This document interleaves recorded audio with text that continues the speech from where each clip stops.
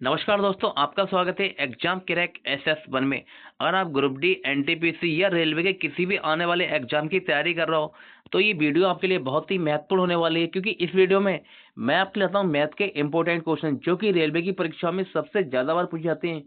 जिस तरह क्वेश्चन इस पार्ट में दिए गए उसी तरह क्वेश्चन आपके एग्जाम में भी आएंगे। ये पार्ट नंबर 14 है। और इससे पहले वाले पार्ट आपने नहीं देखे हैं तो हमारे चैनल की प्लेलिस्ट में जाकर जरूर देखें, क्योंकि सारे पार्ट बहुत ही इंपॉर्टेंट है। तो चलिए शुरू करते हैं आज की क्लास। आज का क्वेश्चन नंबर पहला, ये क्वेश्चन नंबर पहला है। इस क्वेश्चन आपसे कह रहा है कि 40 छात्रों की एक कक्षा में लड़कों और लड़कियों का अनुपात क्या है? 7:3 है।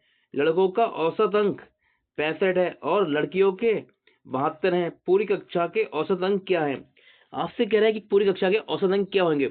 देखिए, अगर आप इस क्वेश्चन को बेसिक तरीके से करेंगे तो आपको बहुत टाइम लगेगा, लेकिन मैं आपको बहुत ही शॉर्ट तरीका सिखाऊंगा। उस शॉर्ट तरीके से इस क्वेश्चन को आप बहुत ही आसानी से बना लेंगे। तो किस क्वेश्चन को हम कैसे बनाएंगे?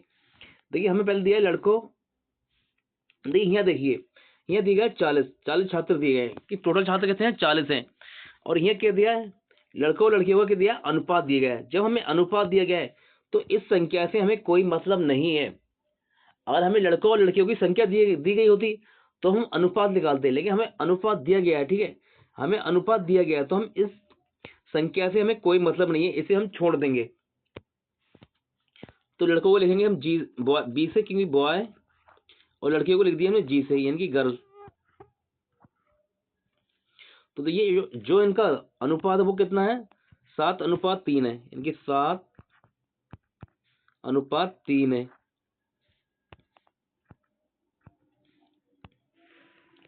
और फिर देखिए इनका औसत अंक है, इनकी लड़कों का औसत अंक कितना है? वो है 65। लड़कों का औसत अंक क्या है? 65 है। और लड़कियों का कितना है? वो है औसत अंक 72 है, कि लड़कियों का है 72। अब देखिए हम क्वेश्चन कैसे करेंगे।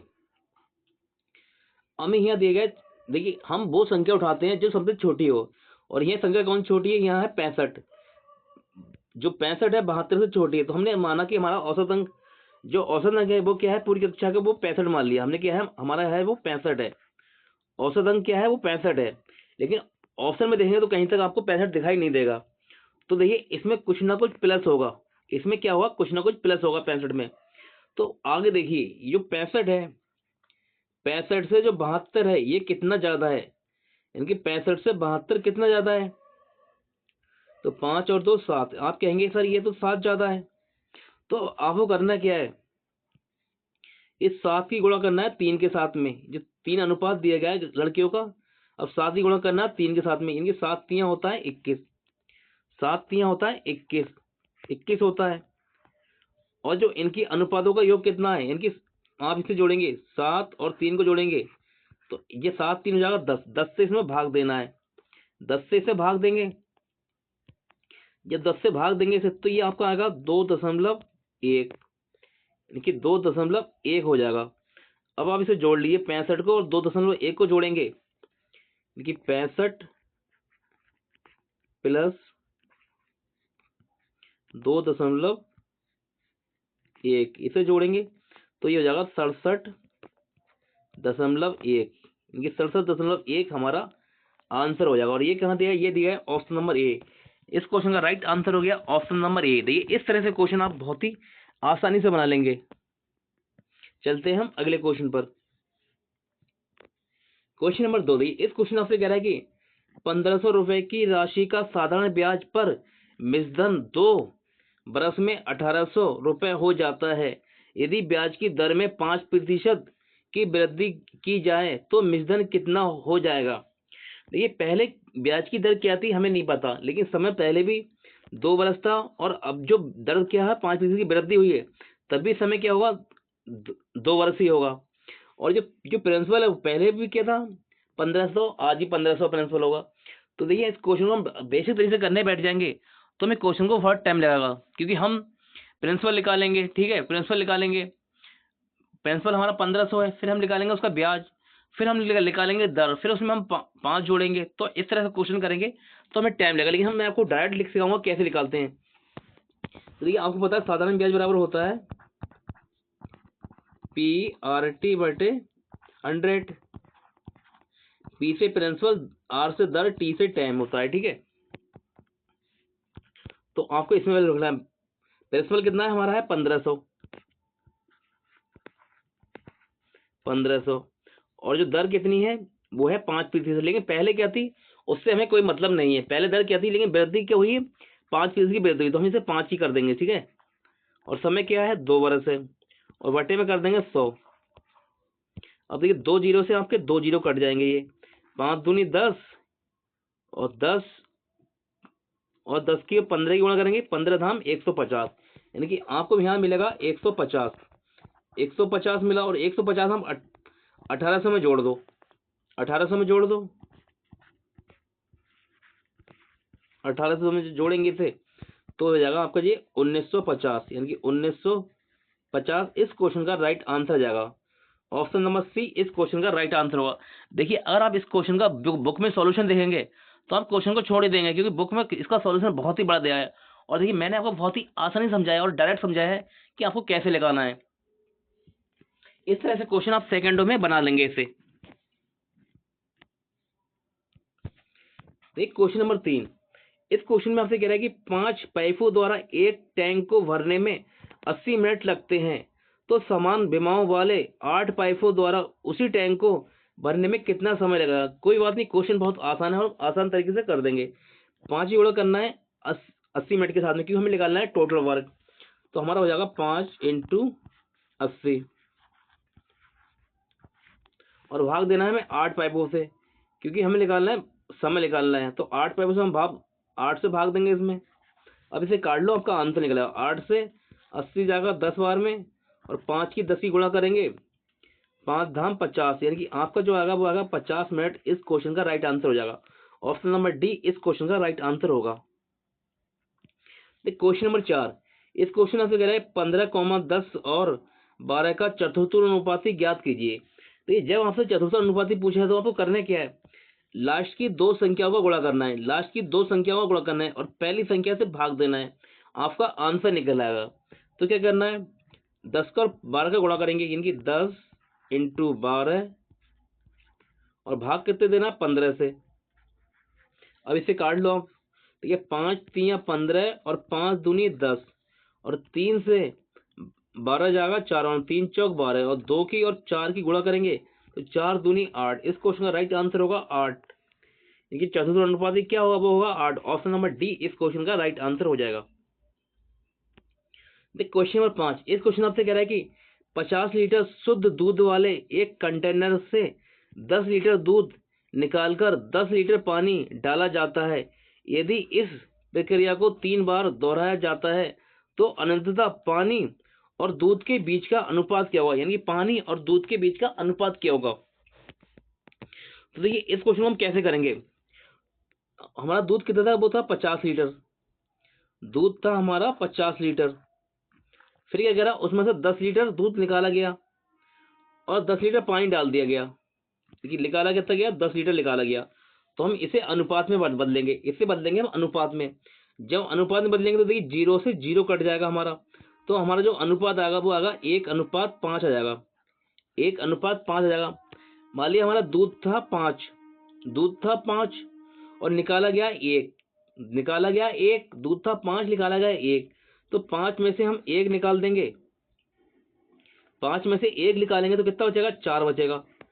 और आगे क्वेश्चन देख कह रहा है यदि इस प्रक्रिया को 3 बार दोहराया जाता है, यानी कि क्या कर रहा है, इस प्रक्रिया को क्या है 3 बार दोहराया गया, 3 बार। तो हम इसका क्या करेंगे, इसका कर देंगे क्यूब, इसका कर देंगे 3 क्यूब कर देंगे, क्योंकि ये 3 बार दोहराया गया है। देखिए 5 का क्यूब होता है 125, 5 का क्यूब होता है 125, और 4 का क्यूब होता है 64, 4 का क्यूब होता है 64। तो देखिए अब क्वेश्चन को आप ध्यान से पढ़िए, क्योंकि क्वेश्चन पढ़ना ही सबसे बड़ी बात होती है, क्योंकि लोग ध्यान से क्वेश्चन पढ़ते नहीं है और उनका आंसर निकलता नहीं है या फिर आंसर गलत देते हैं। तो ये लास्ट में क्वेश्चन कर रहा है अंततः पानी और दूध के बीच का अनुपात क्या होगा, यानी कि पानी और दूध के बीच का अनुपात क्या होगा। देखिए यहाँ से जो यहाँ क्या होगा, यहाँ से यहाँ का जो अंतर होगा, जो होगा जिसका अंतर होगा वो क्या होगा, पानी का होगा। तो 125 में से हम 64 निकालेंगे, 125 में से हम 64 निकालेंगे तो कितना बचेगा, 5 में से 4 जाएगा 1, 5 में से 4 गया 1, और 12 में से 6 गया तो 6। इनके जो पानी का अनुपात आ गया वो आ गया 61, और दूध का अपना कितना है वो है 64। तो ये हमारा अनुपात हो जाएगा। ये इस क्वेश्चन का राइट आंसर हो गया, क्योंकि हमसे जो क्वेश्चन कह रहा है देखिए लास्ट में,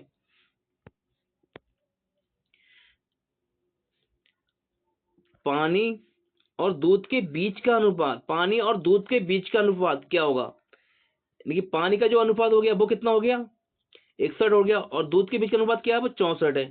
यानी कि पानी का अनुपात 61 हो गया, दूध का कितना हो गया 64 हो गया, यानी कि 61 64 इस क्वेश्चन का राइट आंसर हो जाएगा। ऑप्शन नंबर सी इस क्वेश्चन का राइट आंसर है। क्वेश्चन नंबर 6, इस क्वेश्चन आपसे कह रहा है कि यदि प्रेक्षणों में 14, 22, 10, 24 और में से प्रत्येक में 10 की वृद्धि की कर दी जाए, यानी क्या है प्रत्येक में 10 की वृद्धि की है, तो इसका नया माध्य कितना होगा। आपसे कह रहा है कि इसका नया माध्य कितना होगा। देखिए इस क्वेश्चन को भी हम आसान तरीके से बनाएंगे। आप कभी इस टाइप का क्वेश्चन आया तो एग्जाम में इस तरह से करने में बैठ जाए। कैसे, यहाँ दिया है 14 और यहाँ आपसे कह रहा है कि प्रत्येक में क्या है 10 की वृद्धि की जाए। तो अब ऐसा मत करना कि यहाँ 14 है तो इसमें तब 10 की वृद्धि करेंगे, तो 14 में 10 जोड़ेंगे तो ये होगा 24, और फिर 22 में 10 जोड़ेंगे तो ये हो जाएगा 32, फिर 16 में 10 जोड़ेंगे तो ये हो जाएगा 26। देखिए इस तरह से क्वेश्चन करने नहीं बैठना। इस तरह से क्वेश्चन करने बैठ जाओगे तो क्वेश्चन आपका टफ हो जाएगा, क्योंकि एग्जामिनर क्या है आपका दिमाग घुमाएगा, और आपको अपना दिमाग घुमाना नहीं है, क्योंकि आप मुझसे पढ़ रहे हो और मैं आपको वो तरीका सिखाता हूँ जो सबसे बेस्ट तरीका हो। तो आपको इस तरह से एग्जामिनर के कहने में नहीं चलना है, इस तरह से नहीं चलना है। देखिए हम क्या करेंगे, हमसे जो लास्ट में कह रहा है कि प्रत्येक में क्या है 10 की वृद्धि कर दी जाए, तो क्या होगा जो हमारा माध्य निकल के आएगा उसमें भी क्या होगी 10 की वृद्धि होगी, क्योंकि प्रत्येक संख्या में 10 जोड़ लिया है। और माध्य क्या होता है प्रत्येक संख्या में बराबर होता है। माध्य जो होता है हमारा प्रत्येक संख्या में बराबर होता है। तो जो हमारी संख्या दी गई है 1, 2, 3, 4, 5, 6, 7, 8, 9, 10 10 संख्या दी गई, इन सबको जोड़ेंगे और हम 10 से भाग देंगे तो हमारा माध्य निकल आएगा। तो जोड़ते हैं इसे, 4 2 6, 4 2 6 और 6 12, 12 4 16, 16 2 18, 18 8 26, 26 8 30, 30 8 38 और 38 2 40, इनकी 40 का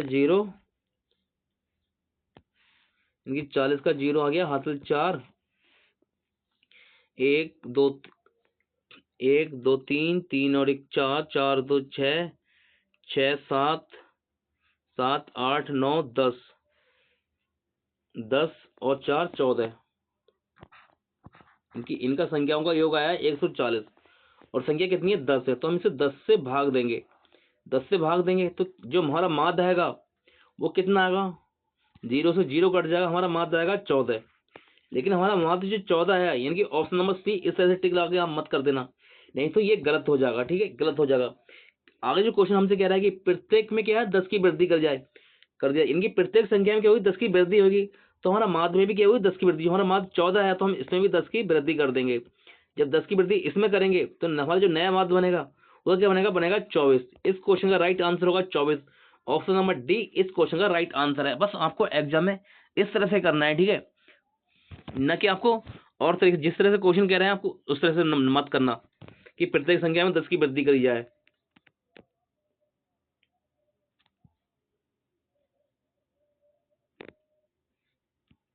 क्वेश्चन नंबर 7, इस क्वेश्चन आपसे कह रहा है एक बस किसी दूरी का 2/5 भाग 50 किलोमीटर प्रति आवर की चाल से और शेष दूरी 60 किलोमीटर प्रति आवर की चाल से तय करती है। पूरी यात्रा के लिए बस की औसत चाल ज्ञात कीजिए। आपसे कह रहा है कि पूरी जो यात्रा है उसके लिए बस की औसत चाल ज्ञात कीजिए। तो देखिए औसत चाल बराबर क्या होता है, औसत चाल बराबर होता है कुल दूरी, यानी कि कुल दूरी बटे होता है कुल समय, कुल दूरी बटे कुल समय, ये सूत्र होता है, बस इसमें आपको लिखाना है। तो देखिए अब इस क्वेश्चन को आप बेसिक तरीके से करने बैठ जाएंगे, ये आप इसका सॉल्यूशन बुक में देखना, ठीक है, और मैं करा रहा हूँ वो सॉल्यूशन देखना। आपको कितना आसान लग रहा है जो मैं सॉल्यूशन कराऊंगा, और बुक में देखेंगे तो आप क्वेश्चन को छोड़ देंगे देखते ही ना। तो देखिए यहाँ लिखा है 2/5, 2/5 लिखा है, जो नीचे क्या है 5 है, ये क्या है हमारी टोटल दूरी है। और आपसे जो कह रहा है कि 2/5 भाग 50 किलोमीटर की चाल से चलता है और शेष भाग चलता है 60 किलोमीटर की। देखिए जैसे क्या है, ये दिया है 2/5 दिया गया है, टोटल दूरी क्या है हमारी 5 है, उसमें से 2 चल गया, 2 चल गया किससे ही 50 की स्पीड से, तो बचेगा किसमें 2 में से, सॉरी 5 में से 2 जाएंगे तो बचेगा कितना 3, यानी कि 3/5 बचेगा। ठीक है, तो हम इस क्वेश्चन को कैसे करेंगे, देखिए 2 दूरी चल गया 50 की स्पीड से यानी कि 2, और शेष कितनी बचेगी, बचेगी 3, 3 बचेगी। तो हम क्या करें, इनमें फिर 2 जीरो लगा दें, और हमें इनमें 2 जीरो लगा दें इस तरह से। देखिए पहली हमारी 2 हो गई, 2/5 भाग हो गया, फिर बचेगी कितनी 3/5 भाग बचेगी, तो हमने 2 को 2 लिख दिया और फिर 3 को 3 लिख दिया, और हम इनमें 2 जीरो लगा दें तो कोई फर्क नहीं पड़ेगा क्वेश्चन में। 2 जीरो यहाँ लगा दिए हमने, 2 जीरो यहाँ लगा दिए। अब टोटल दूरी जो हो गई हमारी, देखिए 200 और 300 हो गई 500, और 5 लिखा नीचे, इसे हमने मान लिया 500, हमारी जो कुल दूरी होगी वो होगी 500, कुल दूरी हो गई 500। अब देखिए क्वेश्चन में क्या करना है, जो 200 दूरी है वो चलता है 50 की स्पीड से, इनकी 200 है इससे चलेगा 50 की स्पीड से, और जो 300 है यानी कि जो शेष बच रही थी 300, वो चल रहा 60 किलोमीटर प्रति आवर की, यानी कि ये चलेगा 60 की यहाँ से। तो ये हमारा दूरी बटे चाल जो होता है, इससे क्या निकलता है, समय निकलता आता है। इसे काटेंगे तो इस हमारा समय निकल जाएगा, यानी 0 से आपका 0 जाएगा, और 5 से 20 जाएगा, 5 चौक 20, यहाँ से जाएगा 4 बार में, और 0 से 0 काटेंगे, 6 से 30 जाएगा 5 बार में। और देखिए यहाँ से हमें मिला, यहाँ से मिला 4 का समय, और यहाँ से मिला 5, और 4 5 को जोड़ देंगे, 4 5 हो जाएगा 9, यानी कि जो अभी मैंने आपको बताया औसत जो चाल होती है वो कुल दूरी बटे कुल समय होती है। अब कुल समय कितना आ गया, 4 5 9, यानी कुल समय आ गया 9, और कुल दूरी हो गई 500 मीटर, 500 हो गई, तो इसे हम भाग दिए 9 से 500 को, तो 9 पंजे 45, बचा 5, फिर 9 पंजे 45, बचेगा आपका 5, और 5/9, ये आपका आंसर आएगा। ये कहाँ दिया है, 55 सही 5/9 किलोमीटर प्रति आवर, ये दिया है ऑप्शन नंबर डी में। राइट आंसर हो गया इस क्वेश्चन का हमारा ऑप्शन नंबर डी। देखिए ये क्वेश्चन करने का सबसे आसान तरीका है, अगर आपकी ये क्वेश्चन समझ में नहीं आया तो आप वीडियो को बैक करिए और इस क्वेश्चन को दोबारा फिर देखिए, आपकी समझ में जरूर आ जाएगा। अगर आपको हमारी वीडियो अच्छी लग रही है तो वीडियो को लाइक शेयर जरूर करें आप। क्वेश्चन नंबर 8, इस क्वेश्चन में आपसे कह रहे थे कि 2 रेलगाड़ियां एक ही समय पर, यानी कि समय क्या है एक ही है, यानी कि समय क्या है कांस्टेंट है, यानी कि समय नियत है। तो क्वेश्चन जो कह रहा है कि 2 स्टेशनों से चलना शुरू करती हैं और क्रमशः 30 किलोमीटर प्रति आवर और 35 किलोमीटर प्रति आवर की चाल से एक दूसरे की ओर बढ़ती हैं, जब वे मिलती हैं तो पाया जाता है कि एक रेलगाड़ी ने दूसरी रेलगाड़ी से 30 किलोमीटर अधिक दूरी तय की है। दोनों स्टेशनों के बीच की दूरी ज्ञात करिए। आपसे कह रहा है कि दोनों स्टेशनों के बीच की दूरी ज्ञात करिए। देखिए इस क्वेश्चन को हमें कैसे करना है, जो इनकी चालें दी गई है और समय क्या है हमारा कांस्टेंट है, इनकी समय हमारा क्या है नियत है, समय एक ही है, दोनों क्या है एक ही समय पे चली है।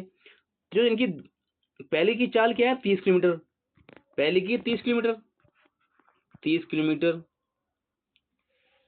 और दूसरी क्या है 35 किलोमीटर। तो हम इनका निकाल लेंगे अनुपात, ये हो गया चाल का अनुपात, ये चाल का अनुपात आ गया। ठीक है, इसे हम निकालेंगे तो चाल का अनुपात निकल आएगा हमारा, ये जाएगा हमारा 5 से 5 6 30 और 5 7 35, ये जाएगा 7 बार में, यानी कि जो हमारा चाल का अनुपात आ गया वो आ गया 7:6:7 आ गया। और यही क्या हो जाएगा हमारी दूरी का अनुपात हो जाएगा, यही क्या होगा 6 और 7 जो आया है, यानी कि जो 6 और 7 आया यही हमारी दूरी का अनुपात हो जाएगा।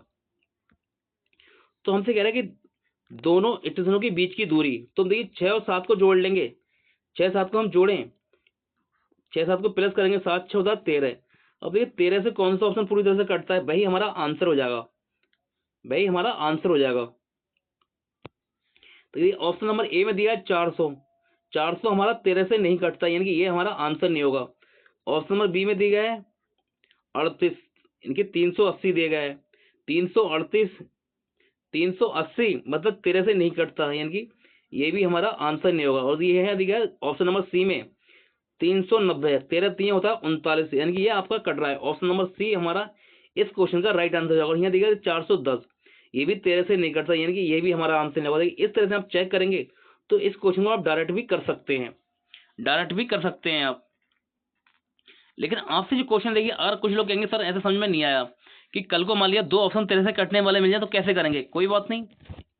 अब देखिए जब समय क्या है कांस्टेंट है, तो ये जो अनुपात आया ये हमारे अनुपात क्या हो गया, ये चाल का अनुपात था, यही हमारी दूरी का अनुपात हो गया। यही क्या हो गया, दूरी बात। जो इनका अंतर आ रहा है, इनका अंतर कितने का आ रहा है, इनका जो अंतर आ रहा है वो आ रहा है 1 का। क्वेश्चन कह रहा है अंतर 1 का नहीं आ रहा है, इनकी 6 और 7 का जो अंतर है वो 1 का है। क्वेश्चन कह रहा है अंतर 1 का नहीं आ रहा है, अंतर कितने का आ रहा है, 30 का आ रहा है, अंतर आ रहा है 30 का। इनकी एक की जो वैल्यू आ गई वो आ गई 30। तो 13 की कितनी होगी, अब 13 को 30 से गुणा कर देंगे तो 13 3 होता है 39, यानी कि ये हो जाएगा 390 किलोमीटर। तो हमारे उन दोनों स्टेशनों के बीच की दूरी कितनी जाएगी, बताइए 390 किलोमीटर। आपको वैसे करना है तो इस तरह से कर लेना, ठीक है। दोनों तरीके मैंने आपको आसान बताए आपको।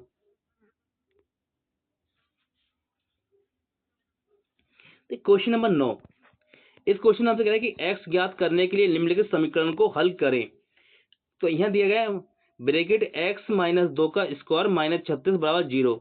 और यहाँ आपसे जो क्वेश्चन आगे यहाँ कह रहा है, जो यहाँ पढ़िए, एक्स एक्स क्या है, एक नेचुरल नंबर है, यानी कि एक्स क्या है, एक प्राकृतिक संख्या है। जब एक्स एक प्राकृतिक संख्या है तो आपका आंसर जो आएगा माइनस में नहीं आएगा, यानी कि ऑप्शन नंबर सी कट जाएगा और ऑप्शन नंबर बी भी कट जाएगा। तो एक क्वेश्चन को आप समझो, पहले हल करने से पहले क्वेश्चन को समझो, क्वेश्चन क्या है कह रहा है। क्वेश्चन डायरेक्ट कह रहा है कि एक्स क्या है, एक नेचुरल नंबर है। जो एक्स क्या है, यानी कि जो यहाँ लास्ट में यहाँ लिखा है, एक्स क्या है, एक नेचुरल नंबर है, यानी कि एक्स एक प्राकृतिक संख्या है। तो आपके देखिए माइनस में तो आंसर आएगा ही नहीं, यानी कि सी और डी आपके कट गए, ऑप्शन कट गए। अब देखिए क्या कह रहा हूँ, ऑप्शन का यूज कर लो। अगर हम x बराबर 4 रख दें, इनकी ऑप्शन नंबर ए को उठाएं और x बराबर हम 4 रखें, तो देखिए यहाँ रखें ब्रैकेट में रहेंगे 4 में से 2 जाएगा तो 2, और 2 का स्क्वायर क्या होगा, 4 होगा। और देखिए फिर क्या होगा, आपका 0 नहीं आ पाएगा, यानी कि 4 में से माइनस 36 होगा नहीं, ठीक है, तो आपका 0 नहीं आएगा। यानी कि इस तरह से आपका जो आंसर होगा वो ऑप्शन ए भी नहीं होगा, यानी कि ऑप्शन नंबर ए भी कट गया। राइट आंसर हो गया हमारा ऑप्शन नंबर डी। देखिए इस तरह से क्या हो गया, हमारा आंसर डायरेक्ट ही निकल आया। बस थोड़ी सी हमने मेहनत करी और आंसर निकल आया। लेकिन इसके लिए आपको मेहनत करना पड़ेगी, आपको मैथ्स अच्छे से सीखनी होगी। जरूरी नहीं है, ठीक है, कि आपको गुणा भाग अच्छी तरह से सीखना है, कि आपको सूत्र रट रहा है। बस आपको क्वेश्चन समझो, ठीक है, क्वेश्चन समझो, क्वेश्चन क्या कह रहा है। आपको छोटी छोटी बातें सीखना पड़ेंगी। जब आप छोटी छोटी बातें सीख जाएंगे तो क्वेश्चन को आप बहुत आसानी से बनाने लगेंगे। तो देखिए हम यहाँ रखेंगे एक्स बराबर 8 रखेंगे, एक्स बराबर जब 8 रहेंगे इस ब्रैकेट में, तो देखिए ब्रैकेट के अंदर क्या है, एक्स बराबर 8 रखे तो 8 में से 2 जाएंगे, 8 में से 2 जाएंगे तो बचेगा 6, यानी कि 6 का स्क्वायर माइनस 36 दिया गया है और बराबर क्या है 0। तो देखिए यहाँ से 6 का स्क्वायर कितना होगा 36 और माइनस 36 बराबर आ गया 0। इस क्वेश्चन का राइट आंसर हो गया ऑप्शन नंबर डी। बस इस तरह से आप क्वेश्चन बनाना है एग्जाम में अपना दिमाग लगा के। क्वेश्चन नंबर 10, देखिए इस क्वेश्चन में कराई थी कोसक थीटा टेन थीटा बराबर क्या है 2√3 है। तो थीटा एक न्यून कोण है, यानी थीटा क्या है, एक न्यून कोण है। तो थीटा का मान ज्ञात कीजिए। देखिए इस तरह क्वेश्चन के लिए आपको देखिए 0 हो गया, 30 डिग्री हो गया, 45 डिग्री हो गया, 90 डिग्री हो गया, 60 डिग्री है, इनकी आपको वैल्यू याद होनी चाहिए। इनकी sine cos tan cosec sec cot, इन सबकी आपको वैल्यू याद होना चाहिए। अगर आपको वैल्यू याद नहीं है तो आप आज ही याद कर लो, ठीक है, 1-2 हफ्ते में याद कर लो, अभी आपके एग्जाम में टाइम है, याद कर लो। देखिए इनसे एक ना एक क्वेश्चन आएगा और मैं नहीं चाहता कि आपका एक नंबर भी कटे। मेरा सिखाने का मकसद यही है कि आपके मैथ में पूरे नंबर आए। देखिए जैसा मैं आपको बताता रहूँ और वैसे आप चलते गए तो आपको मैं गारंटी देता हूँ आपके मैथ में पूरे नंबर आएंगे। देखिए मेरा काम है आपको रास्ता दिखाना, लेकिन चलना आपको उस पर खुद पड़ेगा, अब मैं आपको जो बता रहा हूँ, ठीक है, आप उस तरह से मेहनत करते रहोगे, ठीक है, आपके मैं गारंटी देता हूँ मैथ में आपके पूरे नंबर आएंगे, आपका एक नंबर भी नहीं कटेगा। देखिए और हम इसका ऐसे क्वेश्चन कैसे करेंगे, हम करेंगे ऑप्शन लेके, ऑप्शन से, यानी कि ऑप्शन हमने माना थीटा बराबर रखा, हमने 30 रख दिया, 30 डिग्री रखा थीटा बराबर, यानी कि ऑप्शन नंबर ए को उठाया। तो कोसक यहाँ थीटा क्या रखेंगे 30, देखिए आपको रखेंगे जो थीटा आप रखेंगे 30 डिग्री, यहाँ रहेंगे 30 डिग्री। तो कोसेक 30 की वैल्यू क्या होती है, 2 होती है। कोसेक 30 की वैल्यू होती है 2 इंटू, और टेन 30 की वैल्यू क्या होती है, वो होती है 1/√3, ये होती है। अब देखिए 2 की और 1 की गुणा करेंगे तो ऊपर आपका हो जाएगा 2 और नीचे आपका हो जाएगा √3। ये आपका इस क्वेश्चन का, देखिए ये आपका बन गया और ये दिया भी गया था, यानी कि 30 डिग्री का जो हमने मान रखा थीटा और 30 रखा, तो हमारा ये दिया गया था और ये हमारा बन भी गया, यानी कि इस क्वेश्चन का राइट आंसर हो गया ऑप्शन नंबर ए। ऐसे क्वेश्चन को बेसिक तरीके से मत करना, बस ऑप्शन का यूज करना, क्वेश्चन का आंसर आसानी से निकल आएगा। ये थे आज के हमारे इंपॉर्टेंट क्वेश्चन। अगर आपको हमारी वीडियो अच्छी लगे तो वीडियो को लाइक शेयर कमेंट जरूर करें। अगर आप हमारे चैनल पर नए हैं तो हमारे चैनल को सब्सक्राइब करें। देखिए अगर आप हमारे साथ लगातार बने रहेंगे और हमारी वीडियो पूरी देखेंगे तो आपको गारंटी देता हूँ कि आपके कुछ टाइम में ही आपका मैथ बहुत अच्छा हो जाएगा और आपके मैथ में पूरे नंबर आएंगे। बस मैं आपको जो बताता रहूँ आप उसे सीखते रहो, ठीक है, उस तरह से मेहनत करते रहो, आपका एक नंबर भी मैथ में नहीं कटेगा। तो मिलते हैं आपसे अगली क्लास में, तब तक के लिए नमस्कार।